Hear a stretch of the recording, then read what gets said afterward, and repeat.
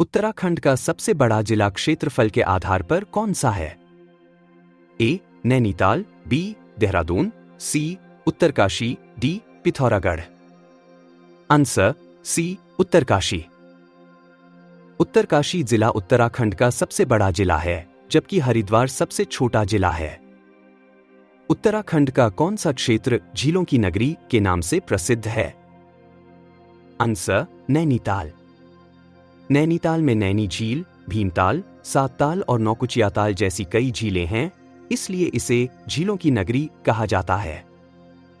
कौन सी नदी उत्तराखंड और नेपाल के बीच प्राकृतिक सीमा बनाती है? आंसर काली। काली नदी को महाकाली नदी भी कहा जाता है। यह पिथौरागढ़ जिले से निकलती है और नेपाल के साथ उत्तराखंड की सीमा बनाती है। उत्तराखंड में फूलों की घाटी राष्ट्रीय उद्यान कहाँ स्थित है? आंसर चमोली।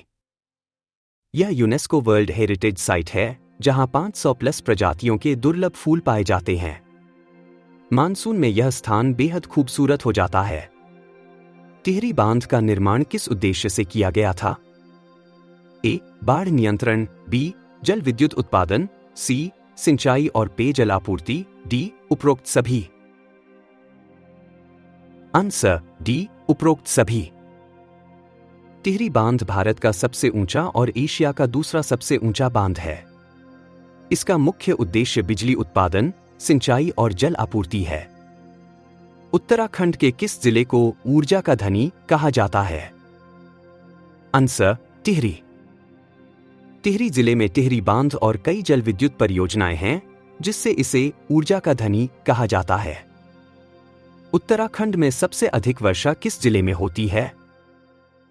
आंसर नैनीताल। नैनीताल जिले में सबसे अधिक वर्षा होती है, खासकर रामगढ़ और मुक्तेश्वर क्षेत्रों में। उत्तराखंड के किस शहर को स्विट्जरलैंड ऑफ इंडिया कहा जाता है? आंसर कौसानी। कौसानी अपने सुंदर प्राकृतिक दृश्यों के कारण स्विट्जरलैंड ऑफ इंडिया कहलाता है। महात्मा गांधी ने भी इसे भारत का स्विट्जरलैंड कहा था। उत्तराखंड की सबसे लंबी नदी कौन सी है? आंसर अलकनंदा। अलकनंदा नदी 190 किलोमीटर लंबी है और यह देवप्रयाग में भागीरथी से मिलकर गंगा बनाती है। उत्तराखंड का कौन सा क्षेत्र जड़ी बूटियों की घाटी के रूप में जाना जाता है? आंसर चमोली। उत्तराखंड के माणा और नीति घाटी में कई दुर्लभ जड़ी बूटियां पाई जाती हैं। इसे हर्बल स्टेट भी कहा जाता है। उत्तराखंड में सबसे अधिक ऊंचाई पर स्थित झील कौन सी है? ए. हेमकुंड झील, बी. भीमताल, सी. रूपकुंड झील, D. Nandakund. Answer A. Hemkund झील 4632 मीटर। टिप: हेमकुंड झील एक पवित्र स्थल है जहां गुरु गोबिंद सिंह जी ने ध्यान लगाया था। यहां सिखों का प्रसिद्ध गुरुद्वारा भी स्थित है। उत्तराखंड का सबसे बड़ा हिमनद ग्लेशियर कौन सा है? A. Milam glacier, B. Gangotri glacier, C. Pindari glacier, D. Khatling glacier. Answer B. Gangotri glacier. Tip: Gangotri glacier 30.2 kilometre लंबा है और यह गंगा नदी का स्रोत है। उत्तराखंड की कौन सी नदी सरोवर की बेटी कहलाती है?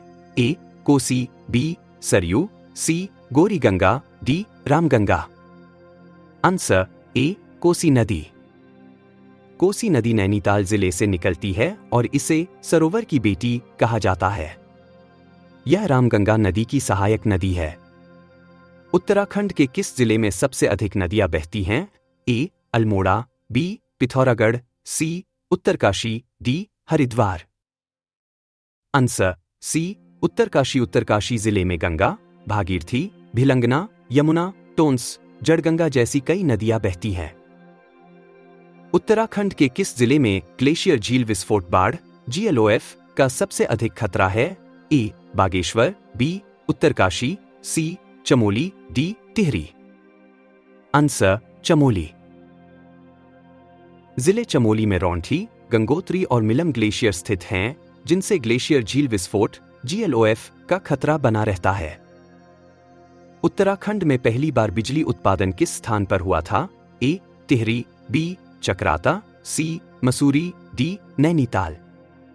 उत्तराखंड में पहली बार बिजली उत्पादन किस स्थान पर हुआ था? Answer C Mussoorie. मसूरी में 1909 में पहली बार जल विद्युत परियोजना शुरू की गई थी।